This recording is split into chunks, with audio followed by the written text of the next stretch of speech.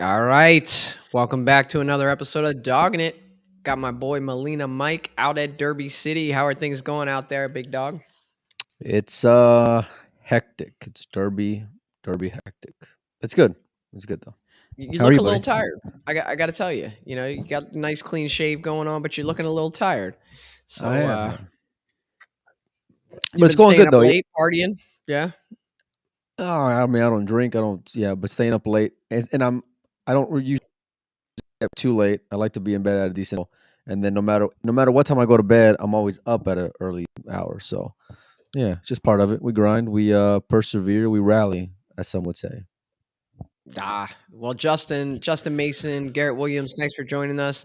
What's up, Zach? Thank you for letting us know the sound is good. I was just thinking, Mike, we've been doing the morning videos on Patreon, but we really hadn't done a show other than yesterday with Allison, which really bummed me out because I was so excited for that interview. And then I got like all this crazy dizziness before the interview, and I was like, "You guys got to take this," and you guys jumped in, and I caught parts of that. I haven't watched the whole thing yet, but Did you watch the just to beginning? let, Did you watch the yeah, beginning? yeah, yeah. I watched the beginning where she said that you were the lead guy of this thing, you were the main man here, and up until that point, That's rough. I had a great deal of respect for Allison Fisher, but I don't know Burn, now. son. Oh, hey, But she's hers, man. Yeah, but as I'm getting your reels and all the content that you're putting out on your phone, you're recording stuff, you're throwing it out there. I'm like, I just want to get together with you, man, get a show out, let people know some of the stuff that's happening behind the scenes out there, some of the things you're witnessing. We could talk about the different events, but before we do, just go into like the flavor of what's going on out there, set the scene for everybody who can't be out there right now. I mean, it's really just nonstop sound pool balls hitting the back of the pocket, from morning, noon, and night, overnight, the action, and it's wild, man. Like it's nonstop. It's Derby City. There's early birds, there's late nighters, there's rail birds, there's uh, world class players, there's you know 550s, 650s, you name it, man. And there's no event like it in the sense of like it's literally 24 hours and it never ends. And everywhere you look, there's like pool overload and world class matches going on. The different events can be great. The communication of it's not the best when it comes to what's going on. But yeah, man, it's Derby City. It's great. I love coming here. It's just it'll wear your ass out. So Well, hey, look, Justin Mason in the chat's asking, did Evan Lunda beat SVB? I don't know. No idea. Okay. I don't know who I don't know who took out Shane when it comes. I know Federer beat him once because I watched that match. I don't know if Evan beat him the second time. I don't know. I I thought know you I thought I you do. were our guy out there to kinda understand these things and, bring back the news to There's everybody. there's like 60 tables going on at any given moment. Excuse me for not following that one. But no, I know. I'll tell you this though. When it comes to Evan Lunda, so I messaged Filler after their matchup, and I just asked Josh, said, "How'd you do?" And he said, "I won." And I was like, "Wow, really?" He said, "What are you gonna do when the guy never misses?" So, um, and that's Josh gave a lot of respect in private me. So it was no surprise after that to see him go in the finals and beat Federer one set. So Yeah. So let's give a wrap up for those that are just kinda tuning in and maybe haven't been following the action there. The Bigfoot, we kinda picked our winners, we went through the matches the other day, me, you, and Pinozo, none couldn't of be us more wrong. picked Shane. Yeah, every match we were wrong, I think. Yeah, Like, yeah, none of us picked yeah. Shane, none of us No, picked, Conrad to make the final. I mean, there was some upsets in there. Fedor lost to Roberto Gomez. It just shows like the quality, the class of the entire field out there, right? That, even though well, you have the Josh Fillers, the Jason Shaws, everybody can play in that event. I did say that Roberto had a really great shot at beating Federer because he's won that event in the past, and it's not like traditional 10 ball because of the 10-footer. Although you argued that it's easier, but it's not, and it Easier. takes time. That's what you said. Let's roll back the footage here, buddy. But I no, think I it's said that you would see, hold on. I think I said that you would see players scoring the same way they would playing nine ball, and then Misko Fortunski ends up with a TPA of 1,000 in his match. So there, suck it. So hey, we got folks asking Is he batting 1,000 on in rotation matches that I'm missing here? What am I missing? the match for Toonsky's first match. Oh, I He had a know, but you're saying perfect. like it's on a regular. It's not. That's not on a regular. That was an anomaly. Like he Man, performed really well, but it's not like that's just what he does. Am I yeah. missing something here, Joe? All right. Well, hey, He we got played great. people asking for all these updates. You're out there. People want to know, is Raga getting into any action? Have you seen him? Have you seen him hit a ball? We I don't get to have, see him yeah. in the States often. Yeah. Yeah, no, it looks like there's a transition when you come from the Philippines and this is your first trip to the United States. There will always be. I think he's getting his feet wet and a lot of seasoning.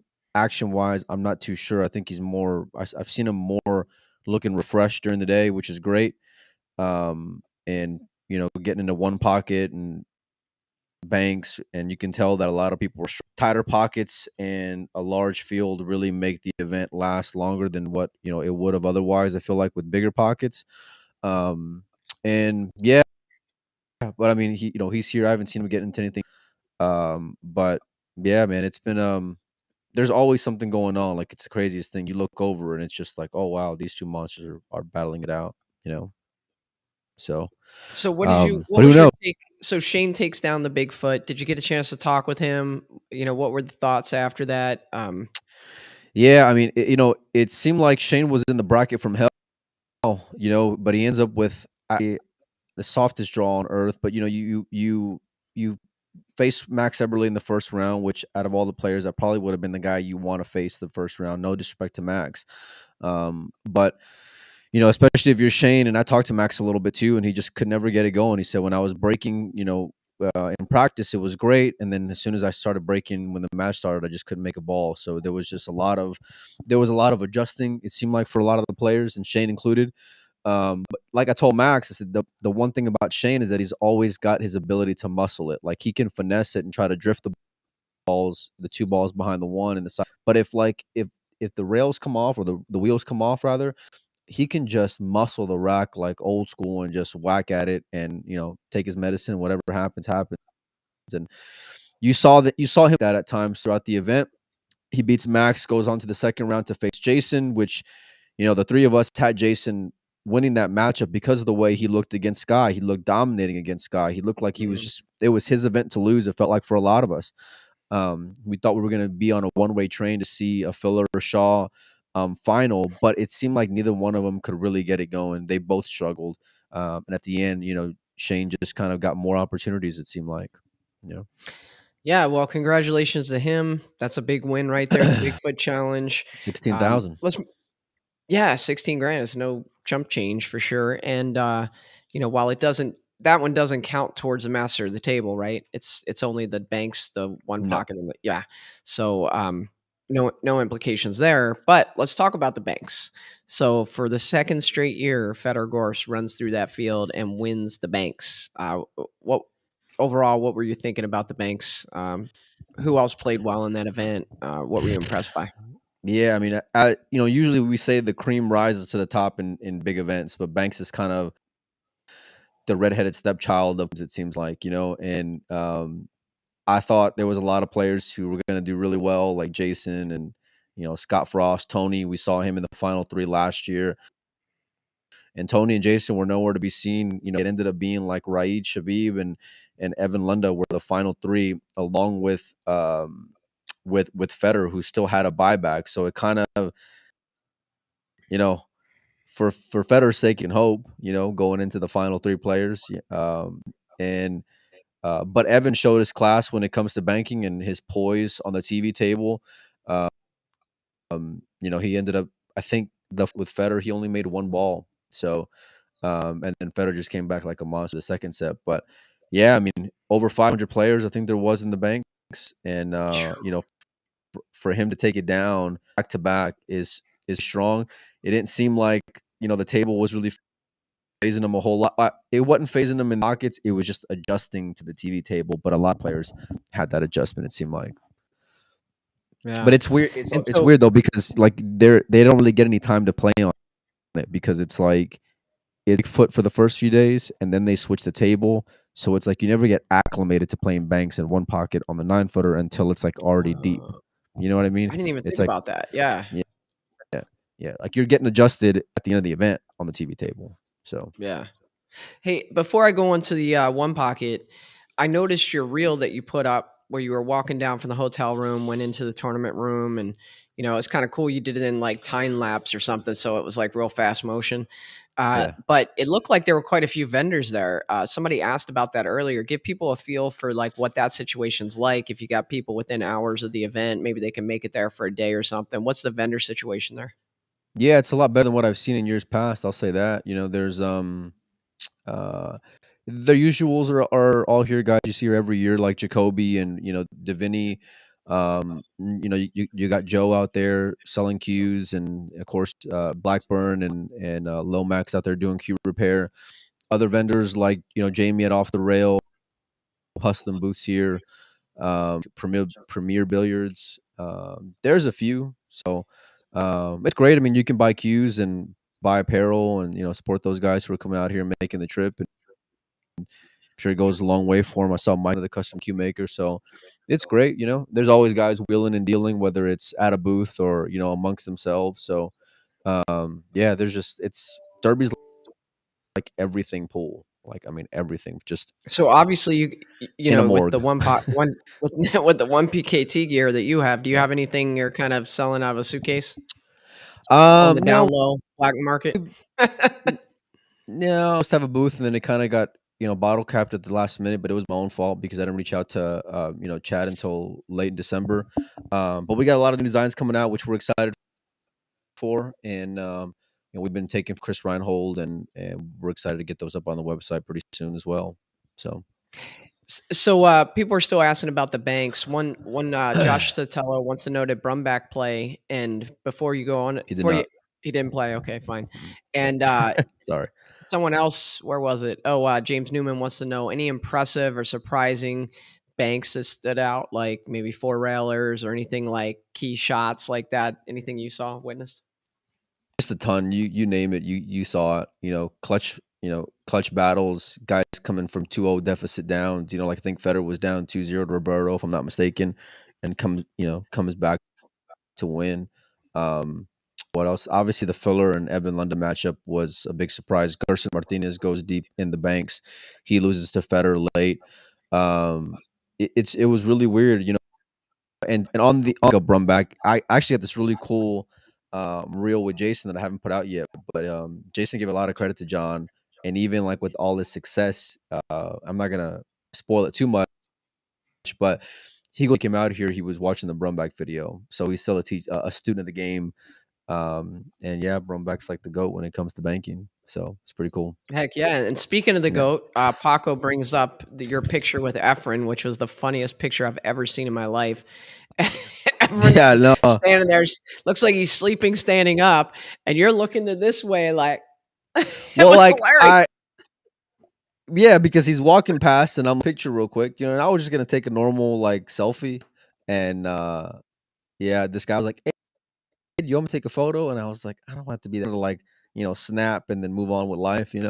But I don't want to be rude, and it was a real nice gesture." And I look over and I kind of see Efren like annoyed as hell, and I'm just like, "Ooh, what the fuck's going on?" And yeah, it ended up being pretty funny. So it was just a fun way to shout out the Patreon too, keep it lighthearted. So Yeah. it was great. Also, speaking of Patreon, did you work anything out with Efren?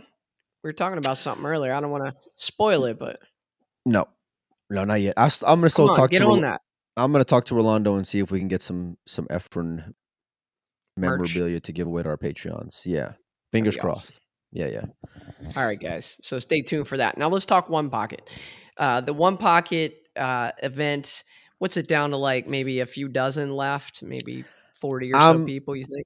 I'm not sure officially. I know when I spoke with Julie earlier today, she was on 80 or so, and they're hoping to finish up by tomorrow. But it's a grind, man. I mean, with those tight pockets, and starting off the event with so many players like in my speed.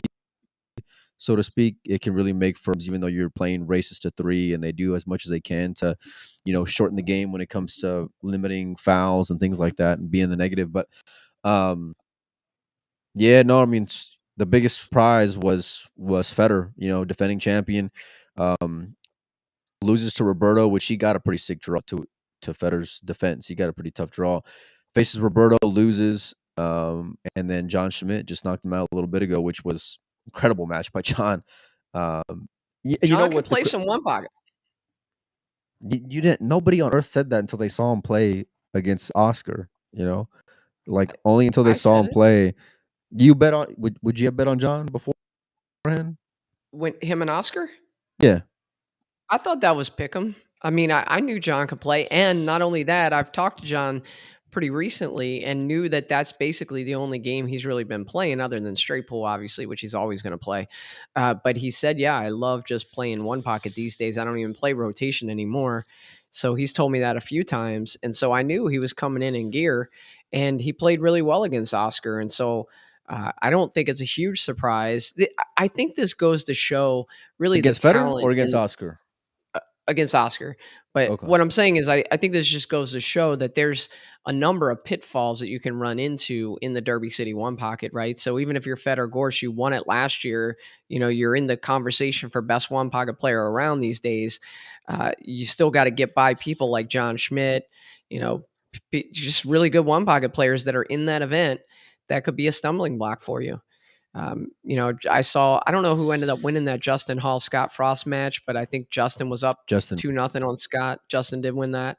Yeah, Yeah. guys like that. Either one of those guys, you play one of those guys in the tournament, even if you're Federer, if you're Tony, if you're, whoever, that's a tough match. So I would say there's probably a good 20 people in that event that are capable of beating anybody else in the event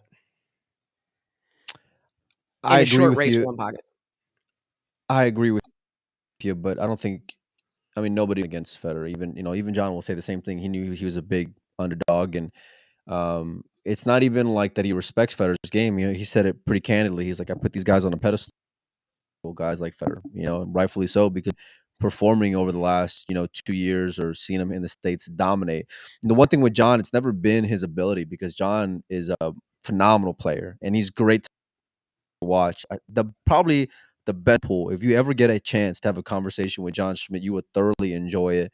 I know he can be a little bit tumultuous online and on Facebook, but it's even though he's probably the most wittiest person that I've ever come Not across. only witty, Mike, I'm going to share His the delivery, story. I'm going to share this story because, I was just so surprised by it. And I've known John for a while now. We've roomed together at tournaments before. John comes up to us out in Vegas and talked about how he pretty much dogged it in his first round match because he looked at the bracket and he knew if he won that first round match, he'd be on the TV table the second round, and he was nervous about that. I mean, for a pool player to have that type of honesty, like we look at them and they act invincible so often. Like they're not afraid of anything. They're not afraid to lose. They're not afraid to, take on any challenge. But deep down inside, they're human just like everybody else. And he basically told us, "Yeah, I think I pretty much made myself dog it because I didn't want to play on the TV table." And I was like, "Wow, that is so cool that he can be open and honest like that." That was pretty neat. So that's one thing I really respect about John. no, I mean that's one thing, but that's kind of the catch-22 with John as well. That can be John's downfall is his I don't want to say mental toughness, but just John can get down on it, and he's real, like you said, he's real open about it. But like I've talked to John many times, and privately, and just build him up, but not for the sake of building him up. Build him up because that's what I think highly of his game. And like, I mean, I told John this when he's playing Federer, like afterwards, like yeah, that was a great fucking win, but that was an upset massively. Like Federer was. I think John knew that, but the great thing about it is that seeing John like a year ago in Vegas tell that story, and then seeing John against Federer, and it wasn't just. I think John was up 2-1. Federer makes it 2, and then John was in some really tough spots that game. I mean, really tough spots, and that was on his break. Of course, there wasn't going to be any more breaks, but um, John showed showed mental toughness that I hadn't seen from John, and that's the part that was coolest to me, is because John faced the adversity. He didn't let it letter of him. You know, he fought back against the best player on earth right now. Yeah, fought through And it. yeah, yeah. I mean, he was in tough spots, Joey, playing in one pocket. And when you're in a tough enough as it is, right? But when you're in a tough spot against Federer, it's different. And you look up and there he is in the banners, right? And I mean in the rafters. And but it's just the kudos to John's execution, John's ability. And it was just cool, man. Like I love Federer, and he's a good friend like John is. But we've seen Federer have a lot of success. To see John, kind of come through it surprisingly.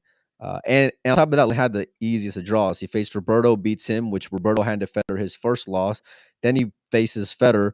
So you got to think that if you can take down Roberto, who outside of like Tony has probably been the best tournament of 2 years, Roberto Gomez.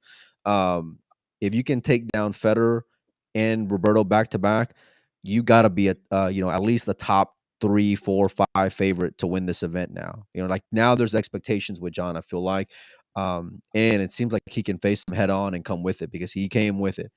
But it was But can he different. maintain that? Can he maintain that round after round through the grind? I mean, we all know what a great player. I mean, to run the amount of balls he's run before, what a great player he is. But is he in that kind of mental space, to fight round I think after so. round and grind it out? I think so. Like if the John from today can maintain, like John can kind of, go back and forth a little bit. Um, but yeah, no, I do thoroughly. Now, this is on. He's not playing on the TV table. There's a difference, And as the event thickens up, especially when it comes to one pocket, and especially tomorrow, he's gonna have matches on the TV table. Now, can he handle that? I mean, John's an experienced player, right? But we know that some can face some people, for lack of a better phrase, right, Joey? So, we'll see. But You must have he's watched my match against Christina Tkach in the Arizona Open 2 years ago when my knees were rattling together so loud that, I think you heard it in Texas. well, You remember. if you beat her, that kind of would have been the equivalent of John beating Federer. Oh, shut up. It was an upset. Okay, It was a so massive, let's massive. move on. Hey, listen, guys, I saw a comment in here about Mike's mic, and yeah, we do know we're getting a little click in here. We're doing our best. The internet at that location isn't always the best, so we're always working with internet here. So, Mike, did you come in under that link that we have to get rid of the clicking? Do you know? Nope, I didn't. We're Do just you gonna want have to to fade. try? You want to fade, or you want to try to log back in? I can just yeah. Let me see. Yeah, go out and come back in. Mike will be right back, guys. Hey, listen, while we're waiting for Mike, I want to thank all the people that are supporting us on Patreon. It's been awesome. So much support, so much love. For those of you that don't know, we have different options, different tiers on Patreon. You can go to patreon.com/dogging it. And once you get there, there's a couple different options as low as $5 a month just to support the work that we're doing with the podcast. We really appreciate it. And in exchange for that, in return for that, we do a video every morning and we put it out on that Patreon platform just for our Patreon supporters that really talks about uh, a question of the day. Something that we're thinking. We've done a number of really interesting ones. I think Mike's coming back in now, but I'll take you through just a couple of those. So we talked today about what about a event that's a U.S. Scotch doubles event? We kind of debated that for a good 20 minutes. Before that, we talked about just Mike's Derby experience so far. Should pool streaming be free or pay per view? We talked about that one as one of our questions. Has the U.S. fallen far behind the rest of the world to catch up? Was another question. Should we have dress codes in pool? That was a really spirited debate that we had. What inspired me to start podcasting? How dominant was Allison Fisher in her day. So all of those types of videos, they average, I'd say, about 12, 14, 15 minutes. We do it every morning. We put it out to our 12 Patreon group. minutes. So My ass has been on there for like 30 minutes plus. Most of those videos. What do you mean 12 minutes? anyway, We we be anyway. doubling those So down great, every you're day. back. Great, you're back. So if anybody's in here and you are uh, a Patreon supporter, just let people in the chat know that it is worth your while. You do get a lot out of that, hopefully, if you do. Mike, you're back. Let's talk about the nine ball. It's about to get underway. What I'm curious about are the playing conditions. So we know the tables are pretty tight. How are they playing? Are they rolling real fast? What are the players saying about them? You know, we're going into a different type of game, right? They've been banking balls, they've been putting balls around, playing one pocket. Now they're gonna have to come with some firepower, playing nine ball rotation. So, what are they saying about it? What's the atmosphere like? Yeah, I mean, there's 4.25 inch pockets, and they're playing as it starts to wear in a little bit. I know they're polishing the balls, I believe, every day, so that's great. But yeah, it's tougher, and it makes for longer matches, long nights, early mornings. They're grinding through, and I think that it's rotation. Better breaker's gonna win. Straighter shooter's gonna win for sure. I think that's gonna be massive. The guy who's just more dialed in. I kind of think, and it sounds about as chalk as you can get, but you're heading towards about a chalk of a final as you can get. I feel like here, you know. Like who? Whom? Because it didn't. Because like Bigfoot didn't play out anything like we thought it would. We definitely thought it would be Jason or Fedor against Josh or Lee Van, and none of that materialized. Shane came in, won the event. Like, who do you think Well, could? yeah, but I mean, we said none of us picked Shane over Jason, but it doesn't change the fact that Shane was at least a top four favorite in that event. I mean, just in the Calcutta that I had, he I think was. we overlook I him I, sometimes. I think You taught. know. Well, it's just we hadn't seen Shane playing a little bit, and we just seen Jason dominate Sky. We seen Jason play a lot of straight pull lately. We saw him just kind of make the table remedial. So I think that played a huge factor for all of us. I hate to be wrong, but especially hate to be wrong on the same side as you because that just makes my, stomach cringe. But uh, Because it I'm happens. always wrong. I'm Yeah, always wrong. Hey, look, here's consistent. this is the best bet in pool. Take what I bet and bet the opposite because I'm the worst side better you'll ever see. It's a true story. It's a true story. No, but the world that are here, from there's a few Filipinos, a lot more Asian players than I expected. Like Robbie Capito's here, which I didn't think he would. Of course, you mentioned Anton, and I'm curious to see how he's going to do. I've been seeing him kind of mess around, practicing, but he's practicing 15 ball rotation. You can tell he's getting acclimated to the conditions, but he's definitely not there yet. Lee Van is going to be a dark horse, but it's given the conditions. Yeah, I mean, I don't think it, and I hate picking just straight chalk. Josh is going to be, there the final day. I feel like, and I mean, we know, what Federer can do, So, and this is the craziest thing here that I just realized this evening, and it was as I walked in, to the tournament room, and I went to go watch the John and Federer match because I didn't know what was going on. Don't they're not over mics unless you're inside the tournament room and you can hear, or check it on the website. There's no way to like announce to everyone, hey, this premier matchup is coming up next, except for the TV table, because then you got Ed and all of his personality out there. But if you look in the tournament room, you walk in and it's very wide open, right? And there's X amount of tables, but you'll notice crowds. And every year Derby, you notice crowds around, right? Shane, Sky. This year it's Efren as well, right? People want to see all these great players. Who they've been around this whole time?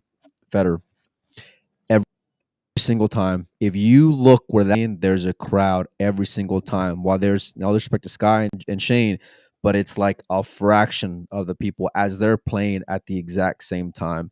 It really just shows like how much it resonates with a lot of people, what kind of fans that he has that are here in the States that want to watch that Yeah. kid play. It was Federer versus John Schmidt, which you think Federer's going to steamroll him, right? And ended up being one of the best matches I've seen here at the Derby. But it made me realize like there's a changing of the guard happening when it comes to fans, and it goes back to that kid just doing it the right way over and over. People want to watch him play. It's unbelievable. When you were talking about that, like, group of fans following a player around, I thought you were talking about Florida's number one player, Dominic Dunn. Has he been in action down there? Has he been kinda all over the place? What's up with Dom? Yeah, I don't know. I saw his broken cue the other day in the Omega booth. That was his? That was Yeah, his? that was Oh yeah. my I heard he gosh. snapped the queue. Updates in the dungeon for action throughout the night, but yeah, we're on two different schedules. He's overnight upstairs. I'm He's I got the night shift. He's got the graveyard yeah shift. Well, yeah let's yeah talk yeah. about that, Mike, because you can't talk Derby City. You know, it's so funny. I've seen so many pictures of the signs around no smoking and no gambling, but you can't talk Derby City without talking about the action, right? And there's been a number of big matchups there. Let's start with I think they played two times. Chris Reinhold and Shane Walford. And I think Chris won both times. Is that correct? Indeed. Yep. Is that a bad game Yep. for Shane? Because didn't Chris beat him I, last year? I mean, he's Is he probably in a bad lost. game? He's probably lost six figures over the last year. Yeah, I'd say it's a bad game, buddy. Um, I don't know why he What keeps makes on. that a bad game for him? Because on paper, I think they kind of look like pretty similar players. What makes it such a bad game for Wolford? Yeah, I mean, Chris just gets there. You can't argue results. I think a lot of people. La I think Chris was up early. Shane comes back late to make it kind of competitive, but it was around the same score line this year. And I heard leading up to it, there was a lot of barking. Wanting to get another rematch going. Of course, Lige, wins something like 25-20, somewhere around there. Same thing the second set this year. Um, glutton for punishment. I don't know, man. Like let the man live. Go ahead because that's a tough matchup for him. I think from a breaking standpoint, it's close. Chris's cue ball for me is a little better. His execution can be a little more consistent for me, and it just seems like Chris just doesn't let the whole vibe phase him. Like he's with his air, his buds in, and he's just doing his thing. Hey, I mean, with results, man. At the end of the day. I'll tell you one thing I've noticed about Chris in the last couple years. So I commentated the match against Danny Olson out in Colorado, and Danny Olson just obliterated Chris. Chris will tell you. And at the time, Chris, I had breakfast with him before the last day, and he's like, "I'm never playing 10 ball, a big set of 10 ball again because I I don't know how to break the balls, And he was really getting tortured because he was getting When was outbroke. this? This was out in Colorado, the Oh, Havoc after production when he played a Danny a Olson. a after Danny. Okay, yeah, Yeah. I yeah. mean, Danny ran away with that thing. He played great pool. He broke the balls great. He's making 2 and 3 balls on a 10 ball break. And Chris just every time he would get a nice win, he'd get a nice out, he'd break the balls, couldn't make a ball. And he went to work. I mean, he went to work on that 10 ball break, and he's breaking 10 ball right now really, really well. I don't want to ruin his action or anything like that, but I'm telling Yeah, you, I mean, listen, the guy's been on streams. You can see how he's playing. You can see how he is how he's breaking the breaking. balls. He's breaking It's 10 ball now. Wood rack 10 ball. His hold on. break right now is getting good. And you know what I want to see? I want to see a rematch with him and Tyler. He texted me. Let me see. When was this? Oh, here we It go. was it it was Mr. on Insider. it was on let me see here. This was Do I have a dates on here or what? Let me see. More. Yeah, I don't know. I'm trying to see. Oh, here we go. No, don't give me a date. Anyway, he hit me up one day and he said, I've been working on this break, just like you said. And I was like, all right, Chris. Every pool player, if you ever talk to them, they don't have any flaws in their game. None. You know, if they're in a bad game, they think they're dead stealing. Oh no, it's in the bag. It's in the bag. Yeah. There's no flaws. That And a guy lot of can't people, beat me. no chance. No chance. So Chris is like, I've been working on my 10 ball break. I'm like, okay, yeah, sure you have, buddy. And then I saw it. He sent me a video. He was, and it shows. It's in results. Chris gets up for it. He handles the pressure really well.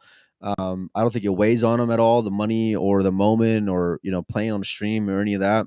And kudos to Chris because he's gotten times pretty bad by Tyler and by Danny. And so and Shane, I mean, it shows some heart to go and want to play again at a game you've been losing at now, three times loser. Games that you can go and play. I've been hearing some stuff, Wolford and Josh Roberts or Justin Martin, I heard has been barking at everyone, wanting to play. So there's plenty of other guys get in the grease with. I feel like if you're Shane Wolford, um, as of right now, and Shane's young. He's got the world ahead of him. So But we uh, we take the whole year and we start talking about Moscone. We start thinking about Moscone. What, if any, impact could these gambling matches between players like Chris and Shane have on a coach's decision? Somebody like Jeremy for a wild card pick. I don't know. I think it's more of just how you handle pressure more than anything else. What's your mental toughness like? Because of that, you really can't weigh a whole lot on it, right? Because you can't. It's a different break. It's a different game.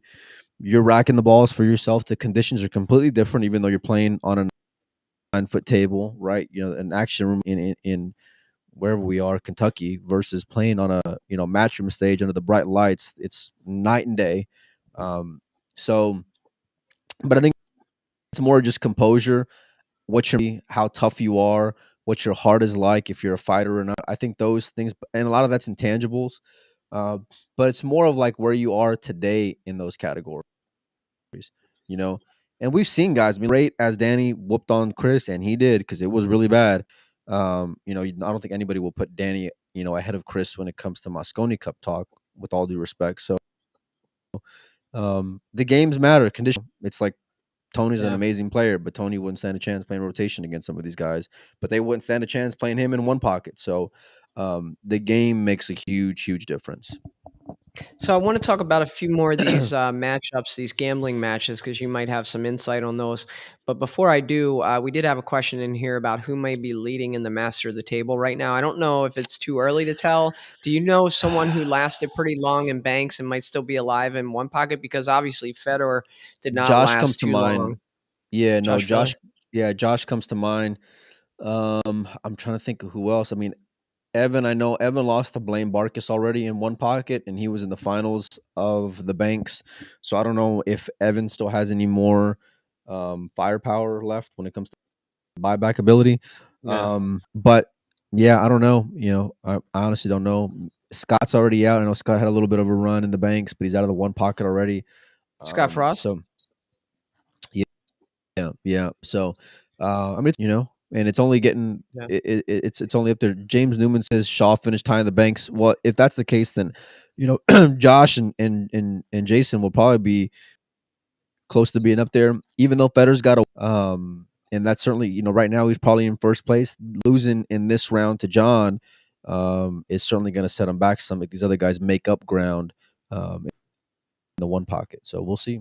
You know. Yeah, interesting. We'll see how that shakes out. A few other of these gambling matches I want to talk about.